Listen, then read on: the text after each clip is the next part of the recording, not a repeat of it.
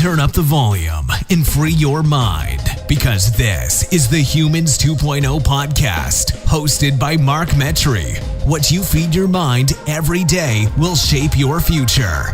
Listening to this podcast will strengthen your mind, thoughts, and beliefs. Leave behind the everyday mundane trivialities of your average human version 1.0 and meta learn your way into becoming a human version 2.0 with a new upgraded guest in each episode. Enjoy.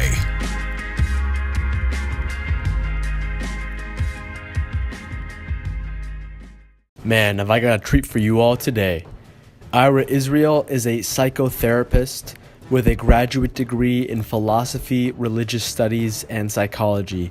He leads workshops at the Esalen Institute and throughout the United States, has a private practice in Santa Monica, California. Ira is the author of the book, How to Survive Your Childhood Now That You're Adult, A Path to Authenticity and Awakening. Ira and I get into the 21st century systems today that are being rendered obsolete more and more every day, as well as a pathway to living your life full of supportive relationships, love, creativity, authenticity, and mental and emotional wellness. If you enjoyed this, I would highly appreciate a review on iTunes because it helps the show grow in ways you can't even imagine. Enjoy. Ira, how do you spend your time here on planet Earth? Looking for inspiration. That is how I spend my time. So it's an interesting thing because, I write in my book, we become what we love and we become what we hate, and both are inauthentic. But for me, I was raised in a very middle class, work-oriented suburban family. And then I'll probably talk about a car accident that I was in that set me on a journey. And in my mind, I felt like I kind of not wasted, but I didn't make the most of the first 18 years of my life. So I've been spending the last 30 years becoming culturally astute, with just being a responsible citizen. But to me, having lived in Paris for 3 years, I know the importance of going to the opera, of still going to films, going to see jazz shows. I went to a conference this weekend. I went to a conference last weekend. When an author speaking at the library, I'll go to that. I just like to learn. So for me, if I stop learning, I'll stop. I'll just die. Right? So for me, that's how I spend my time on planet Earth. It's helping people, being of service to others through being a psychotherapist, and then raising consciousness through my provocative book and the teachings I do at Esalen and elsewhere. And then, trying to nourish my own soul through the brilliance and genius of people who are smarter than me. That's the best answer I've ever heard, man. And I'm so glad you're here with us. A lot of people on this podcast are young. And I'm young too. I'm 20 years old, so we're kind of we're developing, and then we're figuring things out. We're mixed and match. We're like, oh, okay, so that's actually related to whatnot. And you're a well-rounded individual as well. As you said, you're not just a therapist. You've dove into philosophy, Buddhism, meditation, things like that. And it's really interesting, what you said about art and things like that. I've kind of, one of my other favorite philosophers, Jason Silva, he says that art and cinema and things like that are paintings in time. They're prayers, they're meditations. And that's kind of the philosophy that I embrace too. That's really why I have my podcast. It's not for the audience. It's not for any kind of money views. It's literally just to talk to people that I want to learn things from. Cool. And that's it, and then put that online. So if anybody else wants to listen, they can do it as well. And we're living in the most incredible renaissance period of any time, when all these companies are spending $5 billion, $6 billion on content for you and me. In this instance, the wheat is really rising from the chaff, and you have these incredible shows. I mean, I wrote a whole paper on how Westworld is the greatest show about Buddhism ever made, because the hosts are reincarnating faster than the humans, so they're learning faster, and we can't keep up with them, and that's why they're going to take over. So like when you have shows like that, and you can make them relevant to like a greater understanding of the planet and what we need to do, it's just we're living in a magnificent time.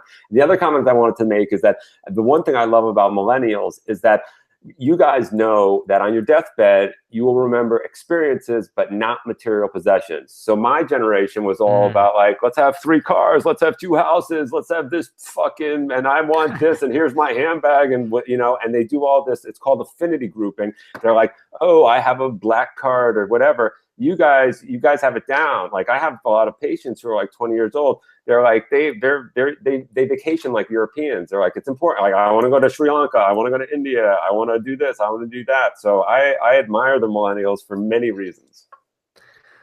Wow, man. I've never heard of that before. That makes a lot of sense now. Wow. And I'm actually not a millennial. I'm actually a Gen Z. I'm like a few years below it, but what comes after Gen Z? What's that gonna be? I think we're called like the iPhone generation, the I generation, or I don't know if that's a different one. I was told that in 10 years, the iPhone won't exist and we'll just have like a chip someplace and a screen will come up like this. For me, when I lived in Paris in like 89, a woman brought me into her office and she said, I got to show you something. She says, look at this. This is going to change the fucking world. She's like, somebody can take a photo in Africa and facsimile it to me here in Paris. Like, this is going to change the whole world, the fax machine. And she was right. And so like while you're in it, you can't see the end of it. You don't know that like, she didn't say like, and PDF files are going to replace fax machines in 20 years, just the way you think. Like the iPhone is like, but in 10 years, if Apple doesn't figure out something else, like that company, could go the way of Toys R Us, who went out of business yesterday. Yeah, I mean, listen, man, I'm a crazy person. I own I run a business, and it's a virtual and augmented reality media agency. I don't know if you know what that is or not, but I'm having enough difficulty with this reality. I haven't tried any others yet. Yeah, it's basically like, how our glasses right now have one app, and that's focus. Now imagine adding an infinite amount, and 15, 20, whatever the amount of years is, we're going to be living in this weird mixed reality world. Reality is going to be a relative term.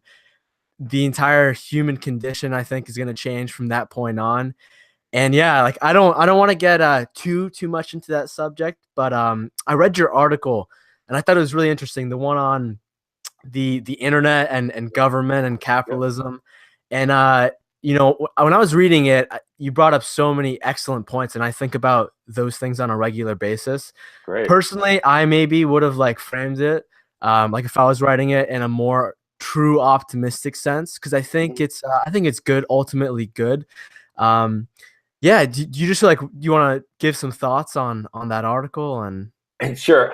For me, the jumping off point was that amazing article in the New York Times that I quote at the top of the article, where there was 800 immigrants from, I think, Nigeria, and their boat capsized. And Italy is this like state that is terribly, it's not blooming, so they don't have a lot of money, and the Italian government spent a couple $1 million to send the Navy out there and recover the bodies of these people who they didn't know. And then the guy who did it told the New York Times, he said, I ordered the Navy to recover the wreck and to bury the brothers and sisters of ours who otherwise would have remained at the bottom of the sea forever. I did it because we Italians know the value of the word civilization. So to me, what the schism or what we're going through right now is, we have conservatives in our country who are trying to conserve the white male Judeo-Christian hegemony, and then we have progressives who we don't really know the future. We know it's better than the oppression, exploitation, rape, colonialization of the past. And that's the fight that's going on right now. And so what I'm hoping that these conversations do is inspire people to try to figure out like what's like the next society.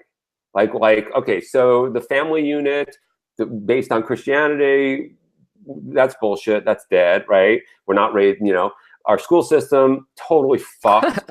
Healthcare system, all these things, like we have to reinvent America from the ground up. And who's, the first thing we have to do is abolish the Electoral College. We have to get the corruption out. We have to, and it's fascinating because if you went up to pilgrims 250 years ago and you said, hey, listen, we're going to build roads, we're going to build hospitals, we're going to build schools, we're going to have an army, we're going to have electricity, we're going to make sure your water's safe and your taxes will be $250. They would have been like, yes, can I pay more? like we want, and today it's a fucking tax burden. Yeah.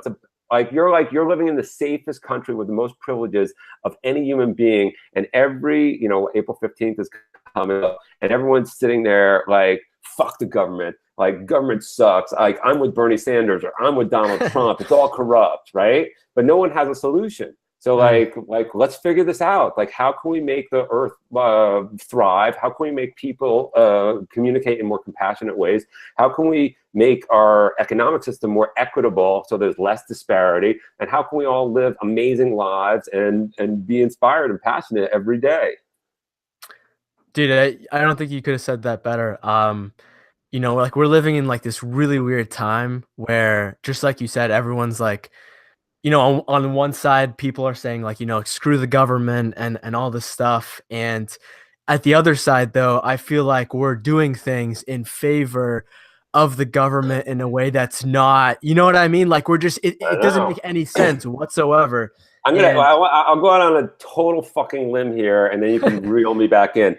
I'm going to say Uber and Netflix are symptoms of white privilege. And I'll tell you why. Because every time I take an Uber, which I don't, every time I would think of it, those people are not earning minimum wage, right? They're being exploited, and it's subsidized by other white people for the benefit of me, hoping. And the same thing with Netflix; they lose $500 million every quarter, but hopefully, they have these stockholders that think that in 2020 they're going to shift and make money, just like Amazon did by blah blah blah blah blah. So we have this system where we really have to understand the real cost of things, and we don't. We have this whole kind of theoretical fucking betting system where Bitcoin, I'm Ethereum this week. No, Stellar, I'm going to do this. Hit this button. Oh, the thing went up. The thing went down. My dopamine is short. And it's madness. And you wonder why 22 million Americans take antidepressants. And I'm sorry to say this, but every person that comes into my office who's your age is on fucking ADHD medication, which is the same as crack. It's cocaine, it's crack. And you wonder why you have to take Ambien to sleep at night or take 5 bong hits to go to sleep. And you're just like, well, if you weren't pumped up on uppers all day, maybe you could sleep at night. Dude, you're the man. I'm so glad you're here. So yeah, I think just like you said, in terms of money and bubbles, I think we're gonna see another crash. Huge. And yeah, and I don't even know what to think of that. And I think what you said about ADHD medicine and whatnot, all the friends that I had growing up with that me personally, I was a shy kid because I underwent some childhood changes, but all of my friends, they were on that stuff, all of them. And it screws you up so bad. And I heard this one comment and it was honestly kind of disgusting. It was on this other podcast and it was, this guy was telling about his friend and he was like, yeah, all of the kids in my son's class are on that stuff. He doesn't even have ADHD, but he's prescribed it anyway because all the other kids are on it. Right. Just to compete with them. So the problem is that, people come into my office and they say things like, I feel my, and the funny thing is that you guys are so smart that how to get fake prescriptions and then sell the shit and then get other drugs. So kids come into my office, I can tell when they're fucking with me immediately. They're like, I find myself wandering. I find my mind wandering in chemistry class. I'm like, well, do you like chemistry? And they're like, no, I'm a painter. And I'm like, yeah, and, like why? And why are you on ADHD medication for you to study shit that you don't want to study? It's the What's systems. That's right. So we have to figure out, it's a one size fit all. Let's make a bunch of factory workers system. Our electoral system is totally antiquated. The Chad system is 200 years old. Everybody should be voting by their telephone right now. We have blockchain. We have to eliminate the electoral college. We have to get rid of the Democrats and Republicans. The whole system is fucked. Right? Yeah. We live in a representative democracy. We should be doing everything by referendum. Right? Do you want roads? Do you want healthcare? What do you people want? Do you want an educational system? What do you want? Yeah, and that system, when that was like when you had towns and whatnot vote on them, and then some guy on a horse would go and tell the other people. It doesn't make any sense. And I think like some That's so awesome. And I think some country in Africa actually already started doing that blockchain voting. And that just goes to show you don't need the infrastructure, you don't need all of this. Power corrupts. So the people who are in power, like me, I make a joke all the time. I probably shouldn't do this live on air, but if somebody wired me $100 million today, there are probably some bizarre fantasies that I would want to like live out for the next week. And it would be totally not in line with like me being the yoga, meditation, psychotherapist, teacher, because power corrupts. If you just have those things, and that's what happens. We had a system that regulated these things. And then since Ronald Reagan, basically everything's been blown apart and been deregulated. And we need to, corporations should not have the benefits that they have over you and me when you have millions of people dying of when their lives could be saved because of corporations are concerned with giving their fucking shareholders more dividends.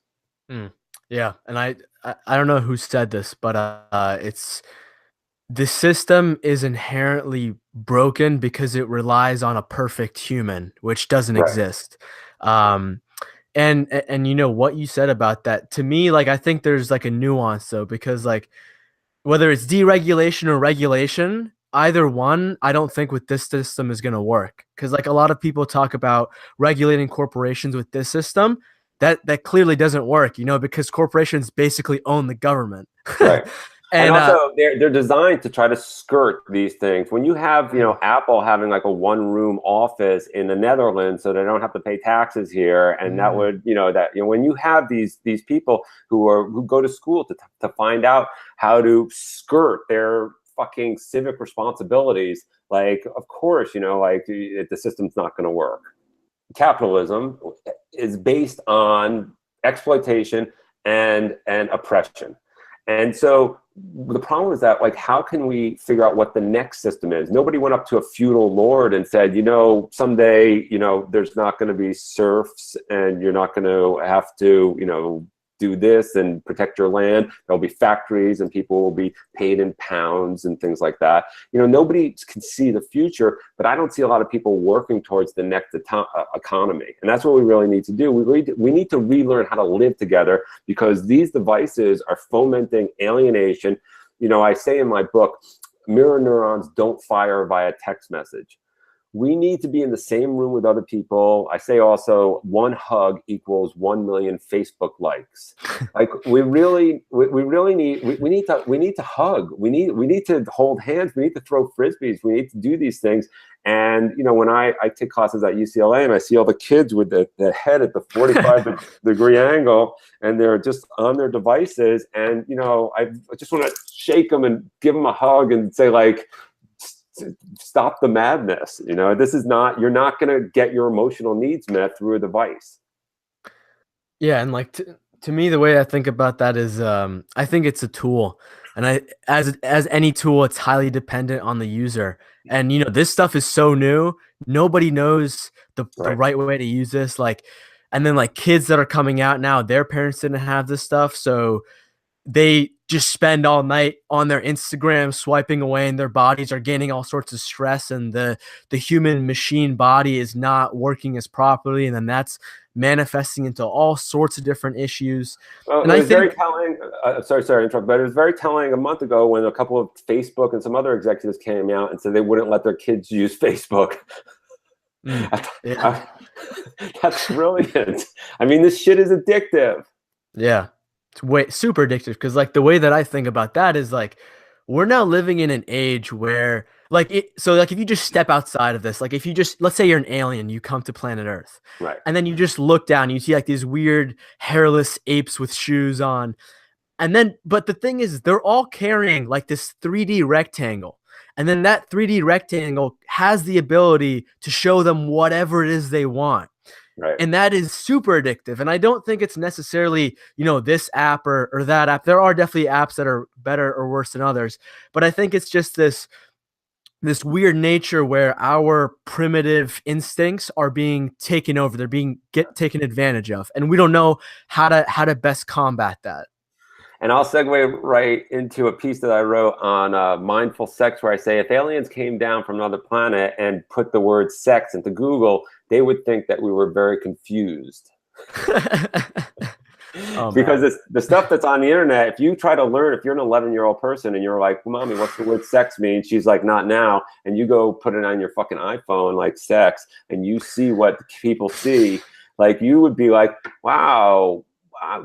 I know how humans reproduce, but like this spraying stuff and the timing and the thing that happens there, and that's really fast. That looks kind of very athletic. I don't know if I'm in good enough shape to do that." Like what we're learning, it's not the best attributes of humanity. Yeah, man, it's really weird, and it's coming out, and people have all these different interests, and because like they're learning about all of these different things just on the internet, and it's definitely interesting. So anyway, Ira, your latest book, first off, title is awesome. How to Survive Your Childhood Now That You're an Adult: A Path to Authenticity and Awakening. So why'd you write this book? Because I noticed these twin epidemics of depression and anxiety. 22 million Americans take antidepressants every morning. I don't know how many people take stress medication or anxiety medication, but it's quite high. And as I said, we're living in the most privileged, luxurious time in the history of humanity. We enjoy the greatest safeties of all time. And how are people so fucking stressed out or depressed? So, I mean, I'm going to go out on a limb here. As I did 10 years ago, I made a video called Yoga for Depression and Anxiety. And I said that depression relates to thoughts about the past. Anxiety relates to thoughts about the future. The past no longer exists. It's dead and gone. The only thing that exists is your narrative about it.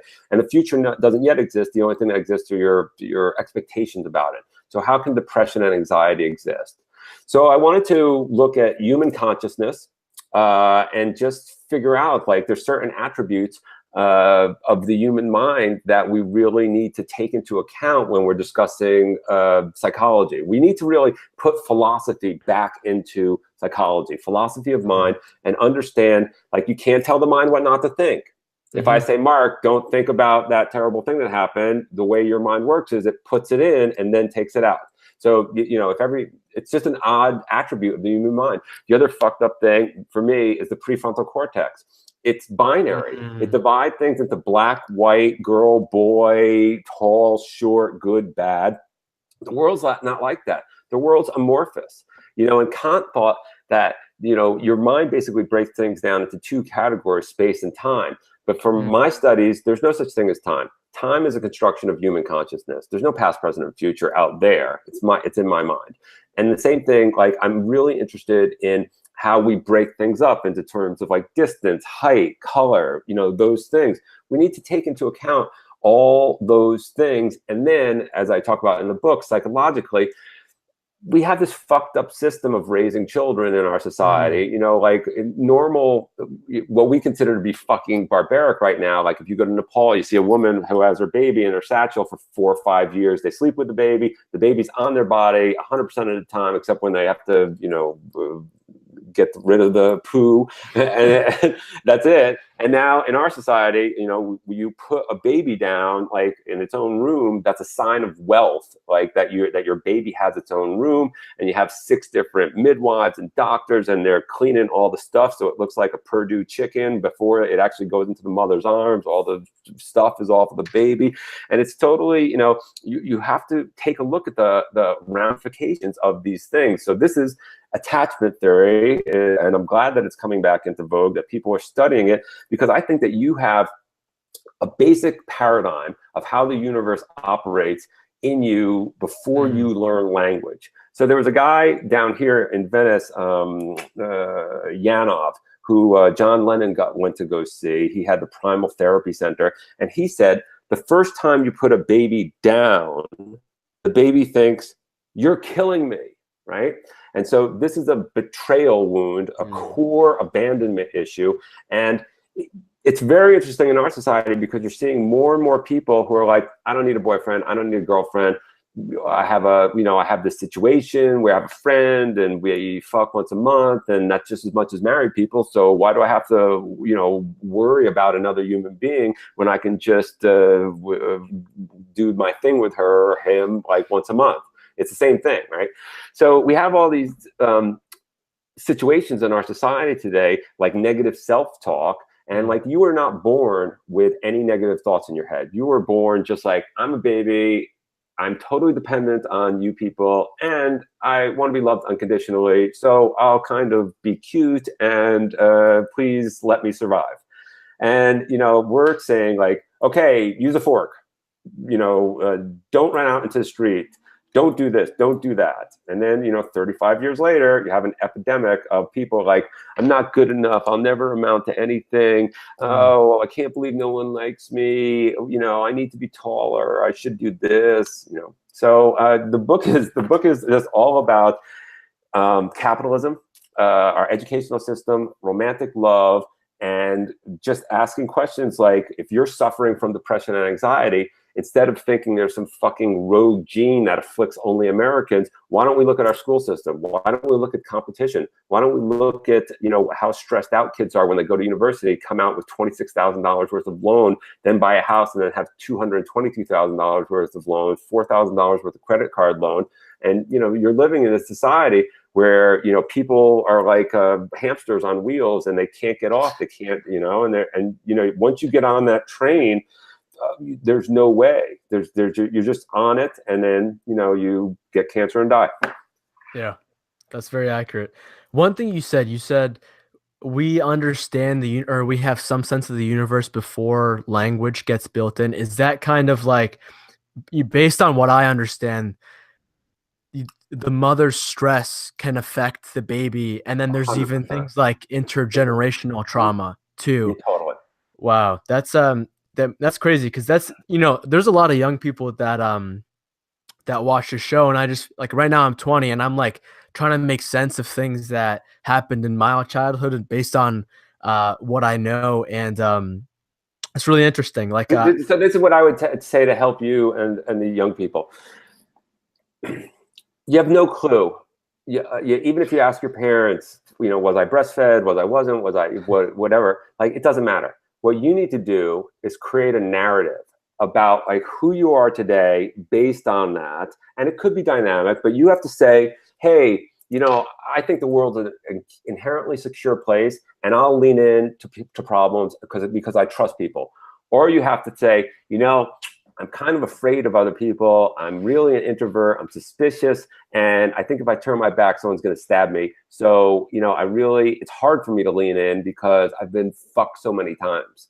So you really have to understand why you believe the things you believe. And, you know, this is, again, the whole book is about authenticity, because authenticity is the only panacea. But to be authentic means also to be present, to be in this present moment, and to know that the past is dead and gone, and that you have the ability to influence your own story about it.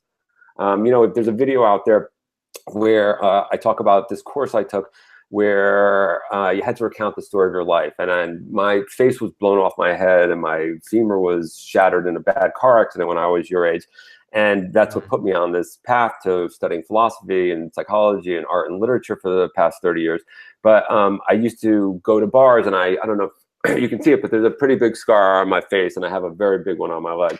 And people would come up to me and say, like, "Hey, where'd you get the scar on your face?" And I say, "Oh, I almost killed in a car accident." And I did that for 25 years. And then I took this course, and the guy said, "Well, recount the story of your life." And I said, "Well, I was almost killed in a car accident." And he said, "No, you weren't." And then I said, "Well, actually, my face was blown off my head. They didn't notify my parents because they didn't know if I was going to, live if I didn't have like very severe brain damage or something like that. So, I was almost killed in a car accident." He goes, "No, you weren't." And we went back and forth. And then finally he goes, "You were in a car accident. Everything else you added." So language creates reality. The way you choose to express yourself, it enrolls other people in your way of being, right? You're either going to be the victim of your story or you're going to be the hero.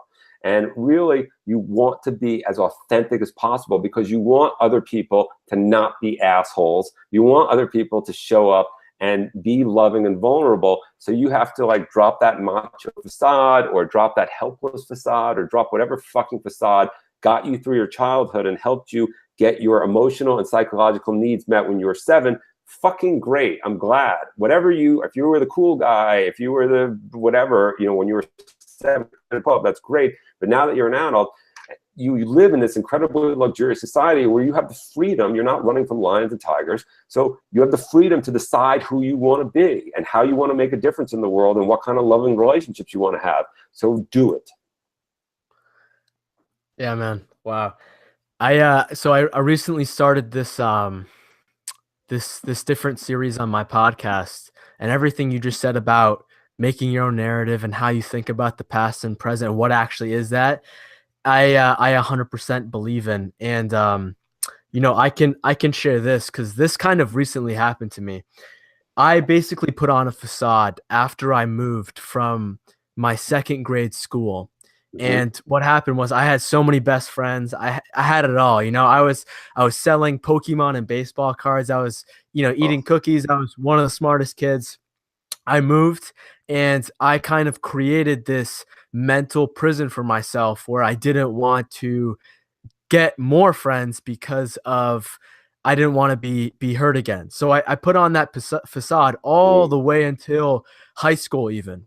And then in college, I kind of figured it out. I was like, oh, wait. And what really brought me to that realization was, you can change your hair, you can change your clothes, you can change everything about yourself. But if you don't change your mind, the same thing will happen over and over again. So that's how I kind of just woke up and be like, wow, and changed the narrative. And then ever since then, been partaking in meditation, doing yoga, doing all sorts of things. And that's really that's been a complete game changer. So people that have gone through that, what's your advice to them? Like how can they not solve this, but how can they go about this in a pragmatic way? Start from the ground up. So again, babies want the approval, acceptance, and love from their primary caregivers, their parents, their older sisters, and whatnot. And then from the ages of 6 months to 18 months old, there's the individuation process where they want to show that this is from Le Stade du Miroir, the mirror stage, the phase of the mirror by Jacques Lacan. So, you hold the baby up to a mirror and its eyes dart around because it has no self. It doesn't see. And then through the course of, 6 to 18 months, it's like, right. And it's separate from the mother. It thinks it's at one with the mother. So we do these things to individuate more strongly in America because we have this whole, culture based on independence and individualism. And we get tattoos, or we smoke heroin, or we do something to tell our parents, I'm not you. So again, the phrase is we become what we love because we want their approval, and we become what they hate because we want to individuate, and both are inauthentic.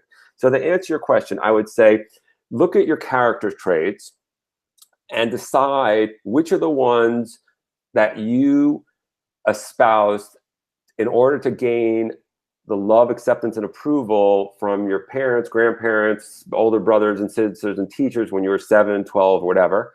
And then look at the rebellious ones. Like, did you grow long hair because your parents said only bums have long hair? You're going to an Ivy League school and you're going to be a doctor. Did you do that?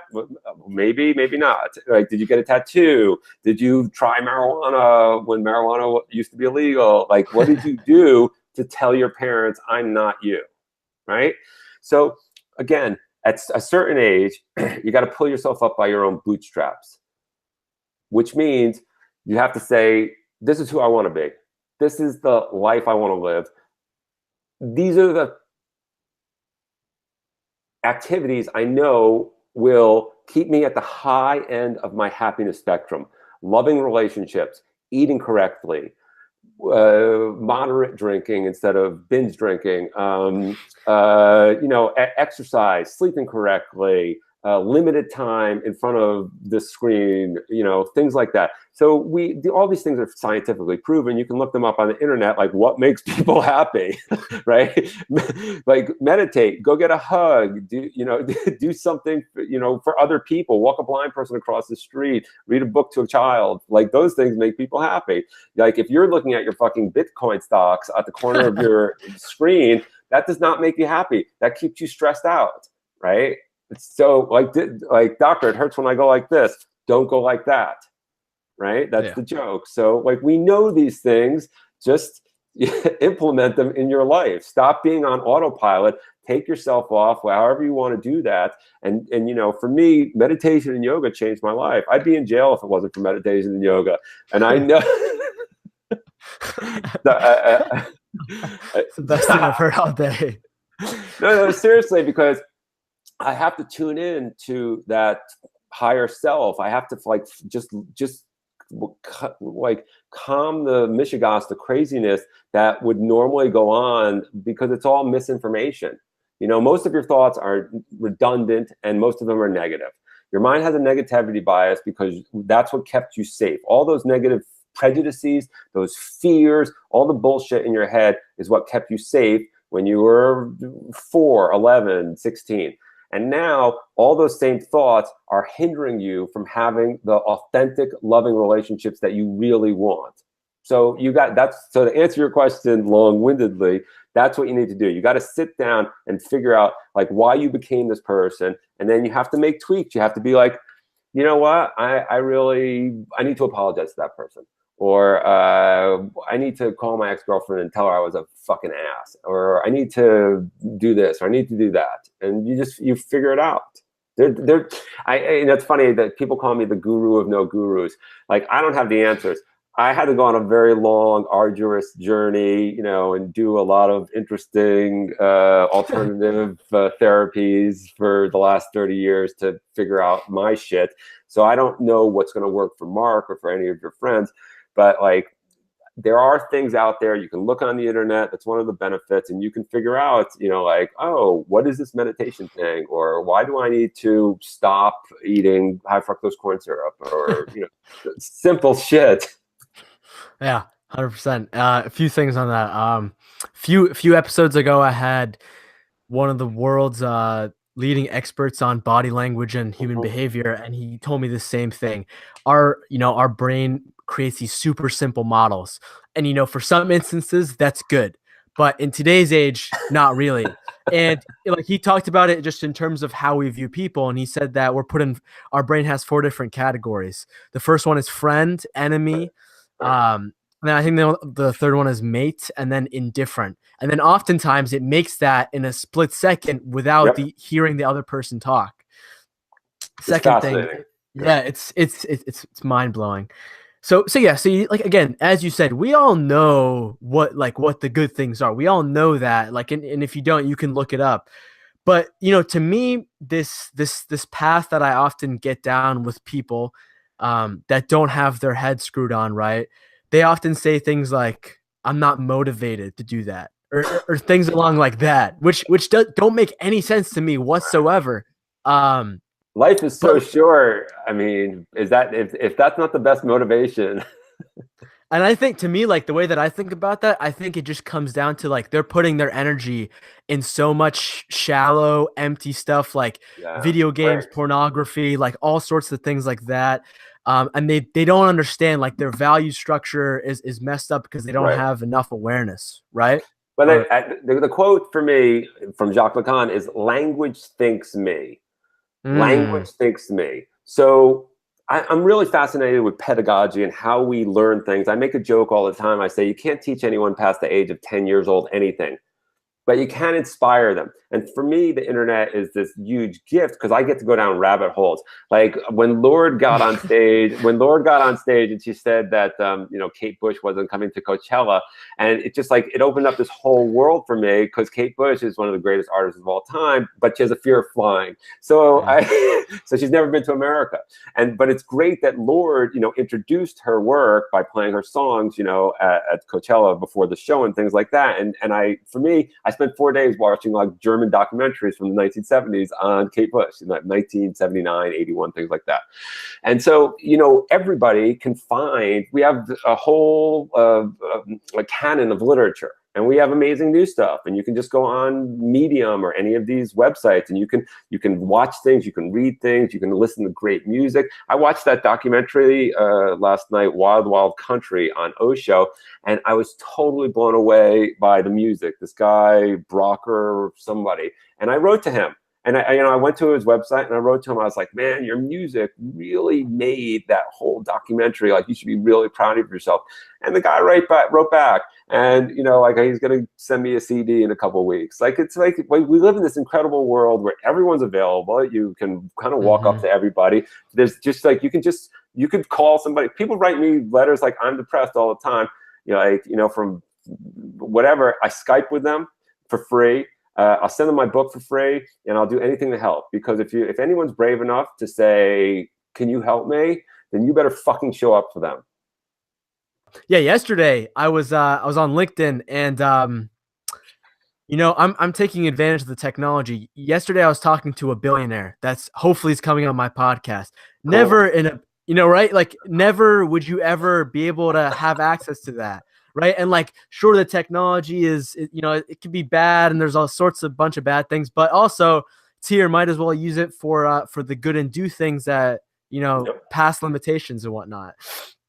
So hold on. So just so I understand this correctly, in terms of, the whole childhood, can something happen that's past your childhood that can then have the same sort of effect? So like what I mean by that is like, let's say you're 20 years old or something, and whether you have yourself figured out or not, some sort of trauma or some sort of life-shaping event happens. Can that kind of set you on the course to repeat that behavior again, or is your behavior largely shaped by how you were as a kid?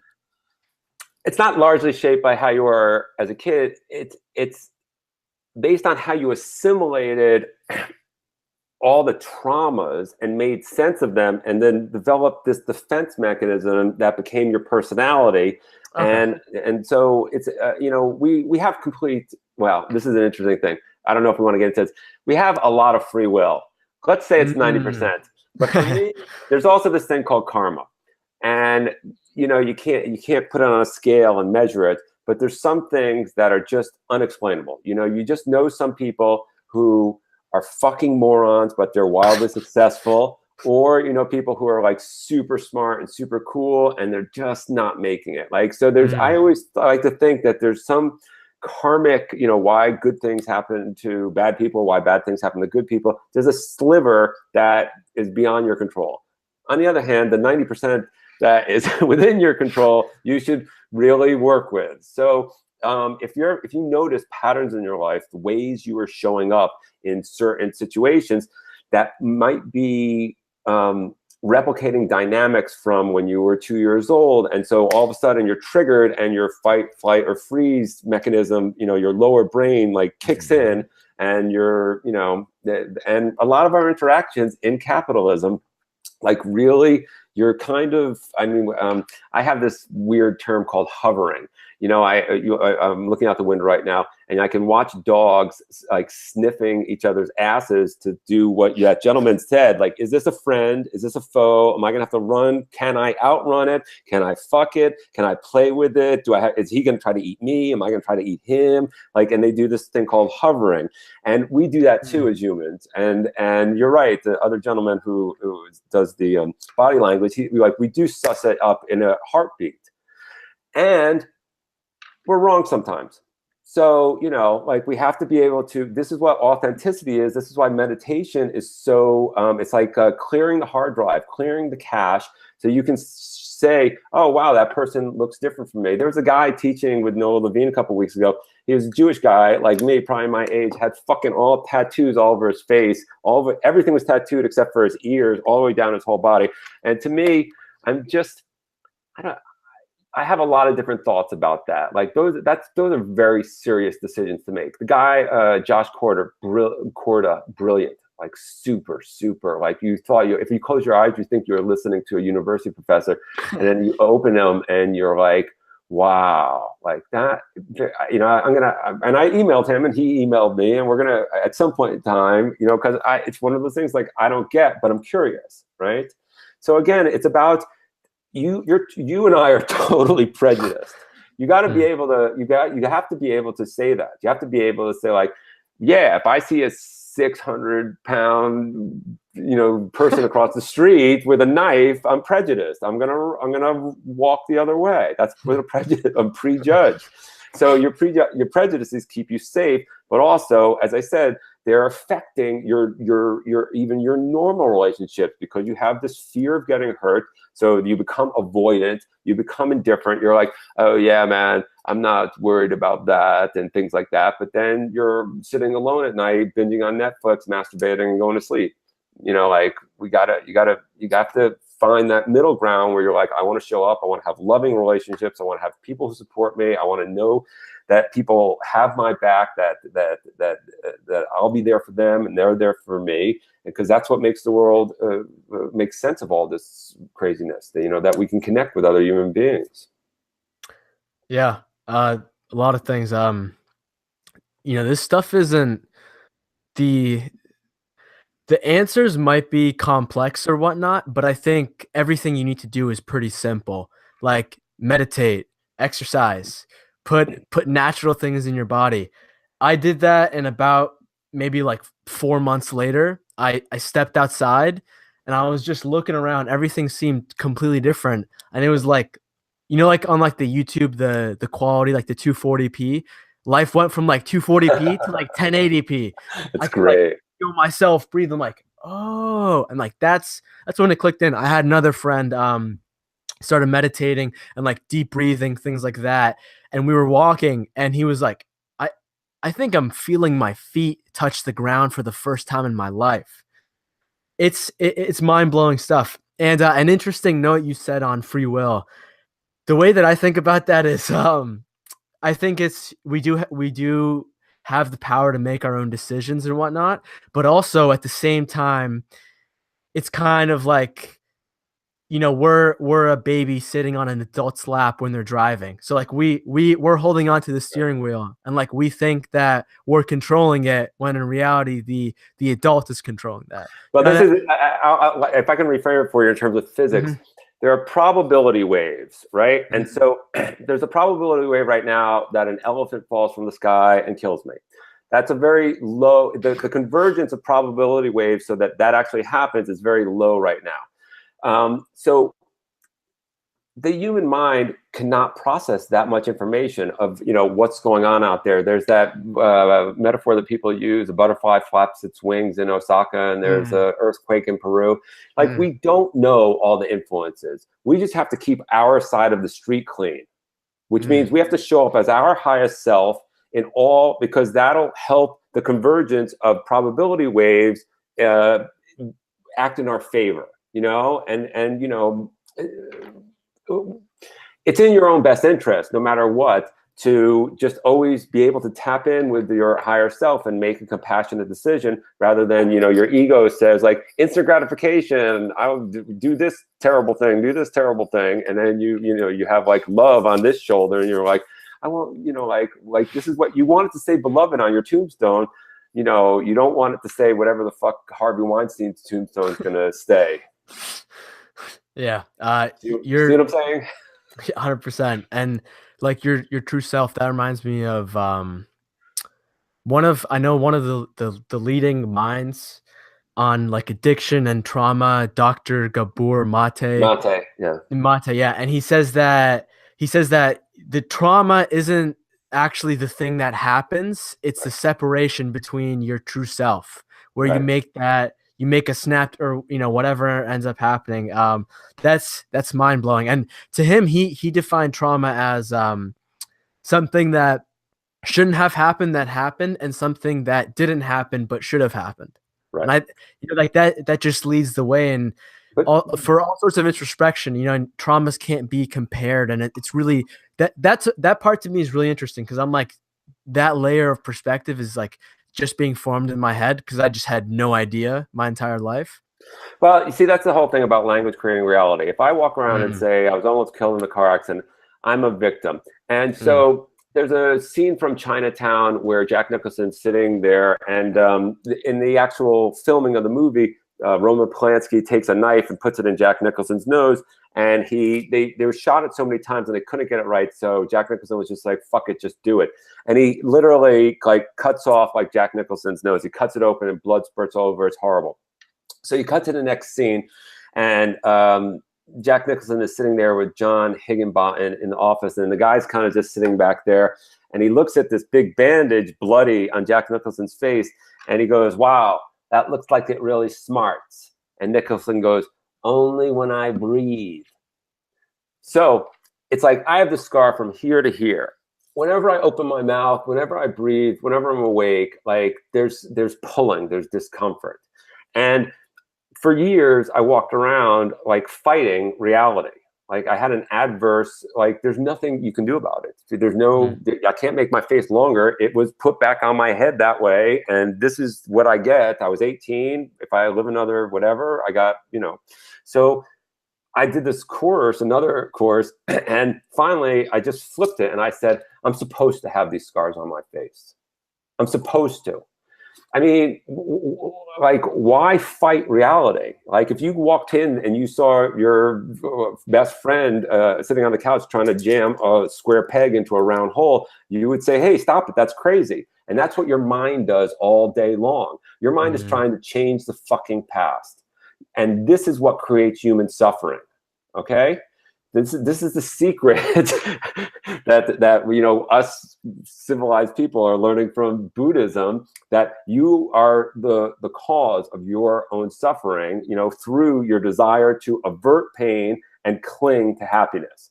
If you can just show up authentically and say, "Wow, this is really incredibly pleasant and it's going to pass because everything passes," or "This is really painful and I know I'll live through it because everything passes."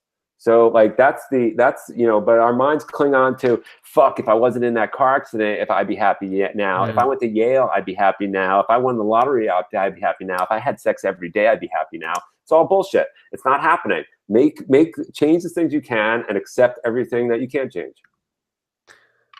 All right, so maybe this is the wrong question, but so let's say somebody is undergoing something right now and they know, like they'll be able to tell, like, okay, I know like 10 years from now this is going to be quite the event. How do they go about that? Wow, that's really fascinating. So when the trauma, I have a video about this. When the trauma is too close, you have no perspective because you're in fight or flight, lower brain mode, and you're just dealing with it's an interesting thing. I opened the book by saying, if someone God forbid, someone came into your room right now and stabbed you, what your whole body would do is every muscle would go like this. Because it would be, and if someone tried to stab you again with the same force in a similar place, the knife would just bounce off. And this is how our minds work too, just like our bodies. Like, you've been traumatized and your body just goes, "I'm never going to let that happen again," right? So like, you have to really clean out everything to make your mind think that the world is abundant. People really do love you. if you look for magic and grace, you will find it. If you look for tragedy and victimhood and dysfunctionality, you'll fucking find that in a heartbeat, you know? So it's like, you have to just, again, this is like, decide what you want your life. Like, sit down and write it out, you know, accept who you are and the karma, and own every instant of your 20 years on planet Earth, instead of your mind saying, oh, you know, like, I'd be, if this hadn't happened, if I hadn't done this, blah, blah, blah, blah, blah. Like, why? These hypothetical machinations are what's causing your suffering, right? That if you're just, it didn't happen. You didn't win the lottery, and it wouldn't have made you happy anyways. So why are you thinking like that? Like, why? If that, you know? So it's, again, it's about having these practices which keep us in the present moment, keep us in the flow, and just keep us, you know, keeping those prejudices, fears, expectations, just like, okay, thank you very much. You've kept me safe. I'm so happy I had these great prejudices when I was 7 and 11 and 15. But right now, I want to experience things a little bit differently. I want to be open. I want to, you know, learn new things. I want to go down rabbit holes. I want to find out why Kate Bush is afraid of flying. I want to, you know, find out what the Gabor Mate thinks about the root cause of addiction, because it's completely different from the 12-step program. I want to find out all these things, and, you know, we have these devices. Let's learn. Yeah, and to me, that pops up two quotes. The first one, I think, is by Albert Einstein. He says, "Do you live in a friendly or hostile universe?" Right. And the second one is by Mark Twain, and it's, "I've lived through some terrible things in my life, some of which actually happened." Right. Those are brilliant. That's what it's all about. Yeah, and Einstein has that other quote. It's on the wall of the Art Institute of Chicago, and he says that you can either believe that nothing is a miracle or that everything is a miracle. And so, you know, like the chances of your father's, the 7 billion sperm cells in his genitals 20 years ago, 21 years ago, meeting, you know, entering your mother's ovum and creating Mark Metry are fucking, you know, you've got a better chance of being bitten by a shark while hit by lightning. You're a fucking miracle, right? Me too, man. Is that so why would you be on antidepressants? Like, why would you, if you believe that life is a miracle, right? Then how, when you get down, you just figure out tools that'll lift you up, rather than numbing yourself out, distracting yourself, doing video games or whatever bullshit that people do today. You know, just like go take a fucking hike. Ira, Israel, man, you're the best, and I just want to acknowledge you for a moment. You know, the show's called Humans 2.0. I think you're a real human 2.0. You know, you've got like this perspective that's much needed in this world, and I think it's really, really genuine, and it's awesome, and it's very reminiscent of some other awesome people that I know. Ira, I'm just interested. What's one of the most interesting things that you've learned in your life? You know, because like I'm sure like you've been through a lot. This is easy. So I was teaching mindfulness meditation outside of Boston, and you know, this guy comes up to me. He was an addictions counselor, and he told me this story. He said, you know, I got this call from a guy who said, I want to take you to lunch. You saved my life 20 years ago. And so this addictions counselor, he meets this guy for lunch, and they have this very long lunch. And he finally turns to him sheepishly at the end. He says, the addiction counselor says, you just have to remind me. I'm so sorry. I don't remember like what I did to save your life 20 years ago. And the guy said, well, I was at my lowest point, and I went into a meeting, and you put your hand on my shoulder and said, you're going to be okay. And 20 years later, he called him up and he thanked him for saving his life. So my point is that you have no idea what influence you're having on the cashier at Whole Foods. and the person driving down the street 150 miles an hour. You know, George Carlin said there's only two types of drivers. There's maniacs and idiots. The idiots are the people in front of you going more slowly. The maniacs are the people behind you who want to get past you, right? So like everything's relative. Like it's just your mind. The map is not the territory. Your mind is just this meaning-making machine making shit up all the time. None of it has any fucking correlation to what's going on out there, right? Like a slight correlation, hopefully, like when I say green and you think green, hopefully we got a range in there, but we can never be certain of it. So like deal with that uncertainty and learn how to surf the paradoxes of life and enjoy these things. I'll give you a second one. This is because I just spent the weekend at the psychology conference. Harville Hendricks said something that just blew me away 20 years ago. He goes, well, you only have one choice in this life, really. You can either be right or you can be in a relationship. So like, stop trying to be right. Like, just be in relationship. Stop trying to be the smartest guy in the room. Stop trying to be the richest guy in the room, the most famous person, this and that. Like, be you.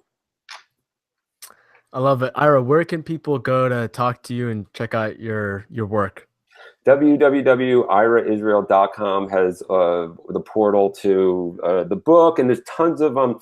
There's how to get the love you really want video for free, and that's a part of what I teach at Esalen. I'll be teaching at Kripalu on the East Coast, and I love when people send me questions about the book. I really do, like just having conversations like this.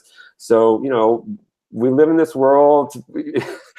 my email address, my phone number is there. I get phone calls. I take them. I'll be in my car. I'll be talking to strangers. It's all good, man. Like we have to help each other. I love it, man. Final thing. I've been asking the guests to leave the audience with maybe like a broad, open question for them to ask themselves, because I think self-inquiry is needed. Sure. Do you have any? Yeah. What do you want it to say in your tombstone? Do you want it to say richest guy in the cemetery? Do you want it to say own 2 houses? Did you want it to say had a Prada handbag? No, you want it to say beloved, right? So how the fuck are you going to make that happen? There's only one. There's no plan B. Like, love is the only answer. So why are you worried about if you have the right Converse sneakers or not? Like you want love. So the question is, what do you want to say on your tombstone? Have that raise your consciousness every day so you can show up as your highest self. Love it so much. Ira Israel, everyone. Thank you for listening to the Humans 2.0 podcast. This has been your host, Mark Metry. Thank you for listening to the Humans 2.0 podcast. There are hundreds of thousands of podcasts out there, and you chose to listen to this. Please subscribe, share, and tell a friend about Humans 2.0 so they can improve as well. If you loved listening to that, I would love your feedback, whether you're watching this on iTunes, Google Play, YouTube, and anything else. Keep learning on the Humans 2.0 podcast.